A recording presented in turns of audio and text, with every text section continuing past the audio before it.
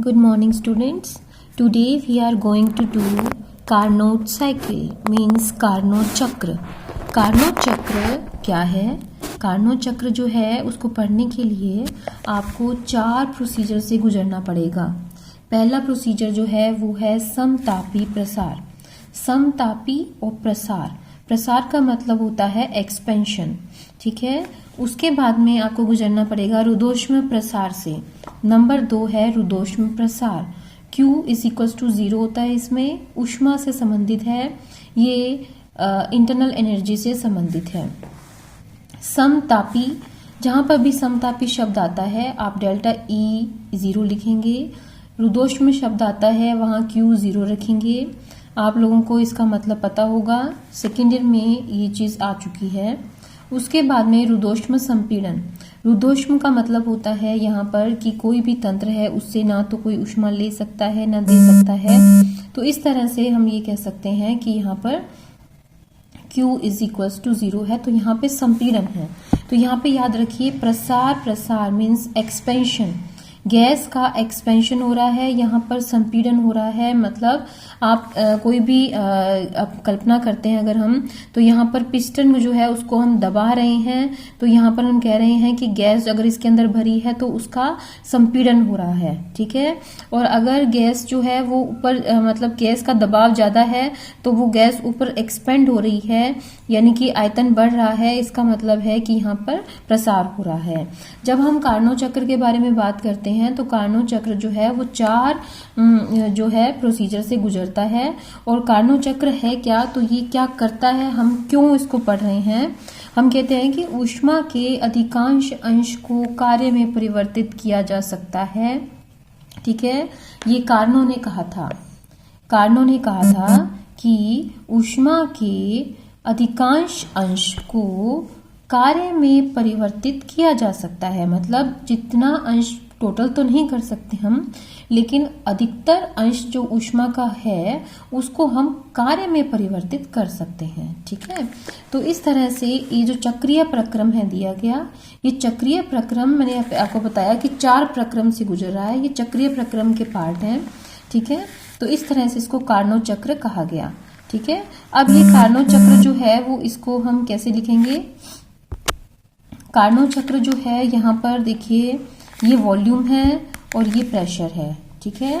तो यहाँ पर प्रेशर एंड वॉल्यूम यानी दाब और आयतन, उसके बीच में अगर हम यहाँ पे ग्राफ बनाते हैं तो हम अगर किसी तंत्र को गुजारते हैं इसके अंदर से, तो सबसे पहले जो तंत्र है वो गुजरेगा समतापी प्रसार से, फिर गुजरेगा रुद्धोष्म प्रसार से, फिर गुजरेगा समतापी संपीड़न से, जिसमें कि संपीड़न है इसीलिए आयतन कम होता है, इसलिए हम इसको उल्टा बना रहे हैं, यहाँ पे जा रहे हैं.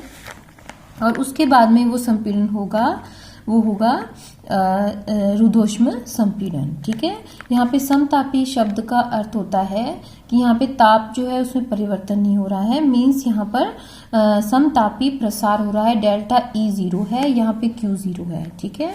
तो इस तरह से जब तंत्र P1 V1 से P2 V2 में आता है, P2 V2 से P3 V3 में, P3 से P4 V4 में आता है, इन सभी ऊष्मा को हम जोड़ लेते हैं. ऊष्मा से निकले हुए कार्य को हम जोड़ लेते हैं और W1 W2 W3 W4 जोड़ने पर हम जो है कह सकते हैं कि कार्नो ने बताया था कि इस सभी चक्र में उपस्थित जितनी भी ऊर्जा है, उस ऊष्मा है, उस ऊष्मा को अधिकांश अंश को हम कार्य में परिवर्तित करके W में परिवर्तित कर सकते हैं. ठीक है.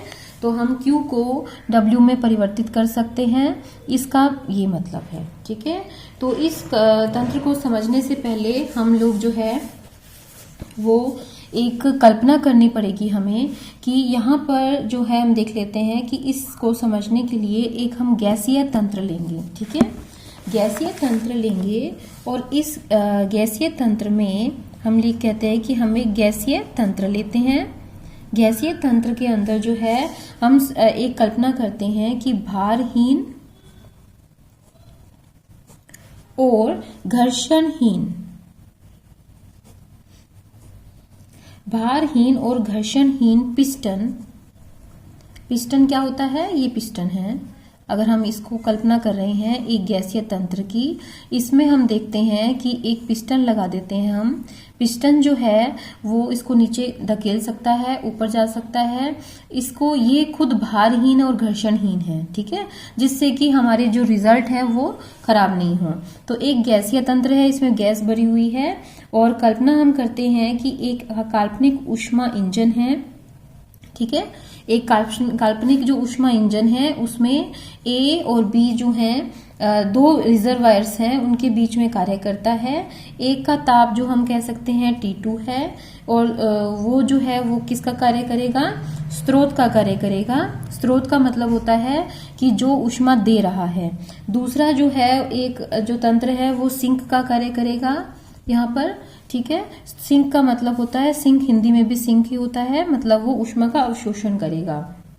स्रोत ऊष्मा देगा, सिंक ऊष्मा लेगा, ठीक है।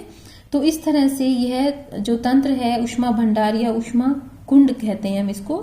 इस तंत्र में कुछ ऊष्मा लेने अथवा कुछ देने का कोई भी जो है फर्क पड़ता नहीं है, ठीक है।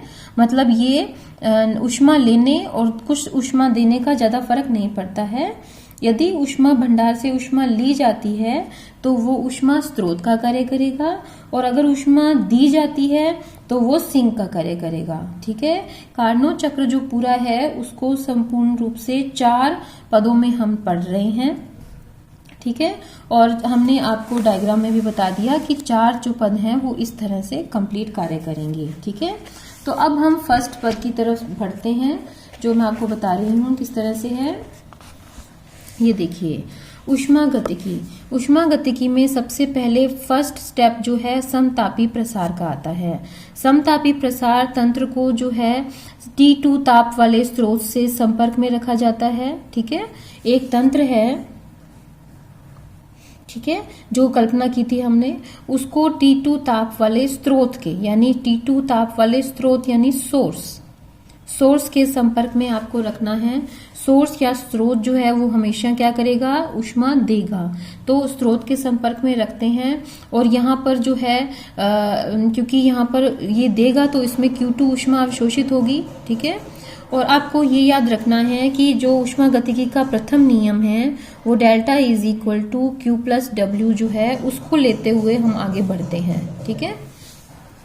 तो उसमें ये कहा जाता है कि यहाँ पर जो जितनी ऊष्मा है उसको कार्य में परिवर्तित किया जा सकता है। तो ऊष्मा जो है उसको कार्य में परिवर्तित करते हैं तो सबसे पहले हम कहते हैं कि ऊर्जा परिवर्तन तो 0 है। ऊर्जा परिवर्तन 0 है, इसका मतलब है कि समतापीय प्रसार जो है उसमें डेल्टा इज इक्वल टू 0 है। डेल्टा ई 0 हो जाएगा तो इस इक्वेशन के अंदर Q इज इक्वल्स टू क्या हो जाएगा, माइनस W हो जाएगा। इस तरह से Q is equals to minus W हो जाएगा। और W1 जो 1 तो इसलिए लिखा हमने क्योंकि यहाँ पे पहले नंबर पे समतापी वाला फर्स्ट नंबर पे है तो 1 लिख दिया है, ठीक है। इस तरह से हम कह सकते हैं कि जो W1 है उसको हम अगर इक्वेशन में चेंज करें, जो हमने कार्य की इक्वेशन थी RT2 log V2 bye V1, okay. ये कुछ इस तरह से है, V2 जो है V1 से V2 तक जाने पर, ठीक है। तो इसमें जो है इसका log लिया जाता है तो log V2 V1 हो जाएगा। तो यहाँ पर इस तरह से यहाँ पर जो है हम ये लिख सकते हैं, ठीक है। तो यहाँ पर आपको ये याद रखना है, यहाँ पे W1 is equal to minus R2 log V2 upon V1, okay. अब उसके बाद में है रुद्धोष्म प्रसार। रुद्धोष्म प्रसार जो है वो सेकेंड स्टेप है। सेकेंड स्टेप जो मैंने पहले आपको बताया था, तो सेकेंड स्टेप के अंदर जो है क्या होगा, देखिए रुद्धोष्म है, इसका मतलब मैंने पहले ही बताया था आपको कि Q इज इक्वल टू 0 रखना है। अगर Q इज इक्वल टू 0 रखेंगे तो डेल्टा E जो है वो W2 के बराबर हो जाएगा। और हमें पता है कि स्थिर आयतन पर जो ऊष्मा धारिता है वो delta E upon delta T होती है। जो डेल्टा E है वो किसके बराबर है, CV के रिलेटेड होता है हमेशा, ठीक है। तो CV से रिलेटेड होता है तो आपने ये चीज CP माइनस CV की होगी, ठीक है। तो यहाँ पर जो है ये जो ऊष्मागतिकी प्रथम है जिसने पढ़ी है, आपको थोड़ा सा वो पढ़ना पड़ेगा। तो delta E is equal to CV T1 minus T2, W2 is equal to CV T1 minus T2। Okay, तो हमने जो W2 है वो निकाल लिया है। ठीक है, हमने W1 निकाला क्योंकि हमें ऊष्मा को कार्य में परिवर्तित करना है, तो कार्य का इक्वेशन हम निकाल रहे हैं क्योंकि कार्य जो है उसमें जो ऊष्मा है Q2 के हिसाब से हम देखें तो RT2 log V2/V1 होता है, और डेल्टा E के हिसाब से देखें तो हमें CV से रिलेटेड होता है ये, तो CV T1 माइनस T2 हो जाएगा। ठीक है, उसके बाद में समतापी संपीड़न। संपीड़न का मतलब वही होता है कि आप जो है एक्सपेंशन नहीं कर रहे हो, अब यहाँ पे क्या कर रहे हो, संपीड़न कर रहे हो, यानी दबा रहे हो। इसका मतलब कि जो आयतन है वो कम होगा। ठीक है, तो उसमें यहाँ पर हमने जो V1 लिखा है, तो यहाँ पर सबसे पहले तो समतापी है, इसीलिए डेल्टा E 0 हो जाएगा। ठीक है, डेल्टा E 0 हो जाएगा और प्रथम नियम के अनुसार, और उसके बाद में हम देखते हैं कि यहाँ पे जो आयतन है वो V3 से V4 हो जाएगा। ठीक है, जैसा कि हमने इसमें बताया था कि यहाँ पे आयतन जो है वो क्या हो जाएगा, V3 से V4 हो जाएगा समतापी संपीड़न में। V3 से V4 हो जाएगा, इसका मतलब हुआ कि यहाँ पर जो डेल्टा E है V3 से V4 हो जाएगा, मीन्स यहाँ पे जो है Q1 is equal two plus W3 हो जाएगा। W3 इसलिए क्योंकि तीसरा स्टेप है, और यहाँ पर Q1 is equal to minus W3 है। ठीक है, तो यहाँ पर जो है RT log V4/V3 हो जाएगा, और यहाँ पर W3 is equal to minus RT V4/V3 हो जाएगा। ठीक है, तो इस तरह से हम कह सकते हैं कि यहाँ पर आयतन जो है वो कम हो रहा है, पीछे की ओर जा रहा है। अब इसमें जो है यहाँ पर देखिए, आपको ये याद रखना है कि चौथा जो स्टेप है रुद्धोष्म संपीड़न है। रुद्धोष्म संपीड़न का मतलब होता है, एक तो रुद्धोष्म है तो Q0 लिखना है। ठीक है, और संपीड़न है, इसका मतलब है कि यहाँ पर भी जो है परिवर्तन हो रहा है, आयतन में कमी हो रही है, लेकिन आयतन यहाँ पर इतना कम हो चुका है, तो अब यहाँ पर जो है ताप पर जो है हम जो है काम करेंगे। तो अंतिम पद में गैस को रुद्धोष्म अवस्था में उत्क्रमणीय रूप से आयतन V4 से V1 तक, हम वापस V1 तक आ रहे हैं, जो जहां से हम शुरू हुए थे D बिंदु से, ये देखिए वापस हम उस तक आ रहे हैं। ठीक है, तो हम इसको अगर नीचे खींच के देखें वक्र को, तो यहाँ पे देखिए V1। ठीक है, यानी हम V4 से वापस V1 आ रहे हैं। ठीक है, तो इस तरह से हम लोग जो है E is equal to W4 लिखेंगे। 4 इसलिए क्योंकि चौथा स्टेप है, और W मतलब कार्य है, और Q हम 0 लिख चुके हैं, इसलिए डेल्टा E से हम इसको W इज इक्वल टू करेंगे। और हमें पता है कि डेल्टा E किससे रिलेटेड होता है, CV से। ठीक है, ठीक है, तो T2 minus T1, so minus CV is equal to T1 minus T2। Okay, तो इस तरह से यहाँ पर माइनस CV हो जाएगा क्योंकि हम उल्टी दिशा में जा रहे हैं। तो चारों पदों में जो है अपनी तंत्र जो है वो अपनी मूल अवस्था में वापस आ गया है ना, इसका मतलब ये चक्र बन गया। तंत्र जब अपनी मूल अवस्था में वापस आ गया, मतलब इसे चक्र बन गया, कार्नो ने ये चक्र दिया था। इस प्रकार से संपूर्ण चक्र में हमने जो है W कार्य प्राप्त किए। अब W1 किया, 2 किया, 3 किया, 4 किया, इन सबको हमने जोड़ना है, क्योंकि हमें जो कार्नो चक्र है वो सिखाता है कि जितनी अधिकांश ऊर्जा है उसको कार्य में परिवर्तित किया, तो हमने कितनी ऊष्मा को कितने कार्य में परिवर्तित किया ये हम देखना चाहते हैं। ठीक है, तो अब इसमें देखिए हमने W लिख लिया है। ठीक है, W क्या करेंगे हम, जो W1 आया था, 2 आया था, 3 आया था, 4 आया था, सबको जोड़ लिया। अब देखिए ये तो जो रकम है, ये देखिए आप CV T1 माइनस T2, ये प्लस में है, ये माइनस में है, ये कैंसिल हो जाएगी। ठीक है, बचा क्या, ये बचा RT2 V2/V1 RT1। ठीक है, ये बचा। अब ये जो है इसमें हम देख सकते हैं कि अगर हम इसको बराबर में लिखें आपस में, क्योंकि अगर हम इसको ताप और आयतन के हिसाब से लिखते हैं अगर, तो ये आयतन ही है, सिर्फ ये ताप है, T2 V2 T1। ठीक है, तो T1 है और V4 है यहाँ पे। ठीक है, तो यहाँ पे देखिए T2 V2।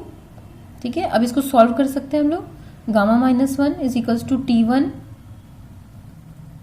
V3 gamma minus 1, T2 V1 gamma minus 1 is T1 V4 gamma minus 1। तो अब यहाँ पे देखिए इन समीकरण से हम पता चल रहा है कि V2 बटे में V1 जो है वो V3 बटे में V4 के बराबर हो जाएगा। ठीक है, तो इसीलिए यहाँ पर हम क्या करते हैं कि W is equals to RT2 log V2 upon V1 plus RT1 log V2 upon V1। ठीक है, तो यहाँ पर जो V2 अपॉन V1 दो बार इसीलिए लिखा है क्योंकि हमने ऊपर वाले V4 अपॉन V3 को हमने क्या किया है, V2 अपॉन V1 लिख दिया है। और यहाँ पे क्योंकि माइनस का चिन्ह था तो हमने इसको प्लस का चिन्ह बना दिया है, क्योंकि V2 बटे V1 जो है वो V3 बटे V4 के बराबर होता है, ना कि V4 बटे V3 के, ना V4 अपन ये उल्टा है, इसीलिए हमने इसको प्लस लिख दिया है। इसको प्लस करके हम लोग जो है RT2 minus T1 log V2 upon V1। ठीक है, तो ये W आ गया हमारे पास। ठीक है, तो इस तरह से जो कार्य है वो आ गया। ठीक है, चक्र में जो है संपूर्ण चक्र में जितनी भी अवशोषित ऊष्मा है वो Q है। ठीक है, तो हम Q भी देख लेते हैं कितनी है। ठीक है, सारी ऊष्मा क्या अधिकतर ऊष्मा क्या अधिकतर कार्य में हो रही है, देखते हैं। Q2 प्लस Q1 है, हमने यहाँ देखा जो Q है Q2 प्लस Q1 है। ठीक है, 2 Q यूज किया हमने पूरे चक्र में। तो अगर Q देखें तो RT2 log V2 upon V1 था और एक Q1 था जो RT1 log V4 upon V3 था। ठीक है, जो पिछले चक्र में अभी हमने किया था वही है। ठीक है, तो अब इसको इन दोनों को जोड़ दिया, किसको, Q2 को प्लस Q1 से जोड़ दिया। ठीक है, तो इनको जोड़ा तो हमारे पास आया V3 अपॉन V4 V2 बटे V1 के बराबर है। इसका मतलब हम जो है इसको इसके बराबर लिख सकते हैं या इसको इसके बराबर लिख सकते हैं। ठीक है, तो इसको हमने V2 अपॉन V1 लिख दिया यहाँ पे, इसकी जगह पे लिखा तो सेम रकम हो गई। ठीक है, एक जैसी हो गई, तो T2 माइनस T1 कॉमन ले लिया और यहाँ पे V2 अपॉन V1 हो गया, तो Q आ गया हमारे पास। ठीक है, तो इस तरह से इक्वेशन जो 10 और 11 है, मतलब ऊपर वाली जो W है, ठीक है, वो क्या थी, T2 minus T1 log V2 upon V1। ये भी क्या है, T2 minus T1 log, same हो गया ना। इसका मतलब क्या हुआ कि ये चक्रीय प्रक्रम है और इसमें शुद्ध रूप से जो कार्य है वो ऊर्जा है वो पूरी कार्य में परिवर्तित हो गई है।